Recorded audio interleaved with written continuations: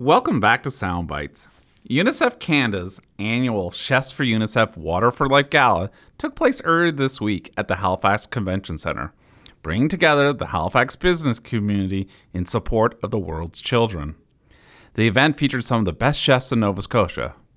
Before the show, I had the pleasure of chatting with Chef Andy Cam, executive chef of the Silver Birch Hotels and Resorts, and Brody Cook, product specialist and event manager for Miko Companies, one of the sponsors of the event. So, welcome, Andy and Brody. Thanks for being on Soundbites. Thank you. Pleasure. Thank you for having us. So, this is an important event and a really great event that you're involved in. And Andy, I think I've got gray hair. You might say you might lacking in hair. So you've been. I just shaved. Okay? You've been doing this event for a while. So how long you've been involved in the Chefs for UNICEF dinner? Oh, I think this is my 11th year that I've been involved with it since. Yeah, it was early 2000s anyway. And I kind of know like this event is kind of special to Silver Birch. You know, Sean, who I know, is director of operations there, is heavily involved too. So why is it such an important event for the team there at Silver Birch? Well, as chefs, you know, we do all these events all year, and I think this one is the one key event that's the most special to us because it's about the kids, right? It's about clean drinking water, something we take for granted.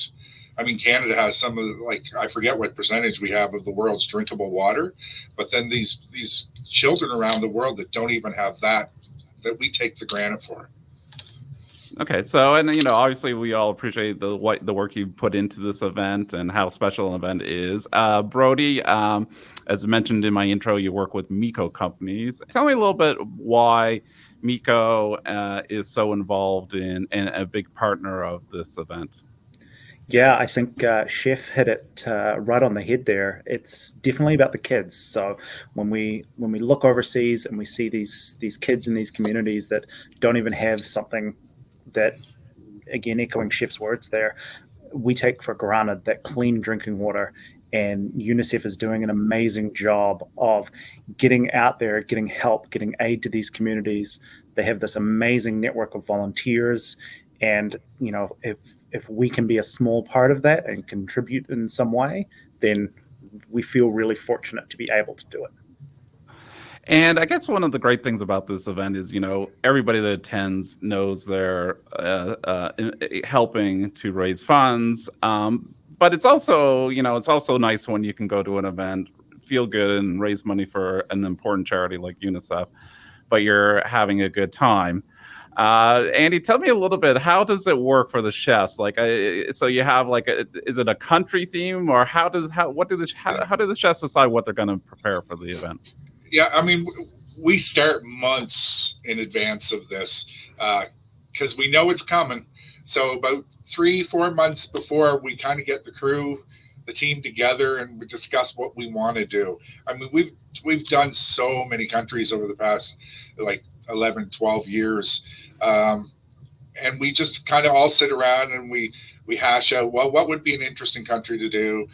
We've done that. And, you know, you have new employees that have started since we started this and have never done it before. And they bring some new talent into it.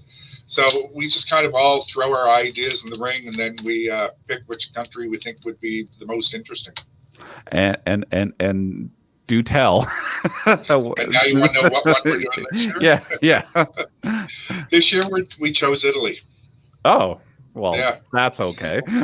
It's a good one. It's one that everyone's relatable to. Last year we did India. We've done Morocco.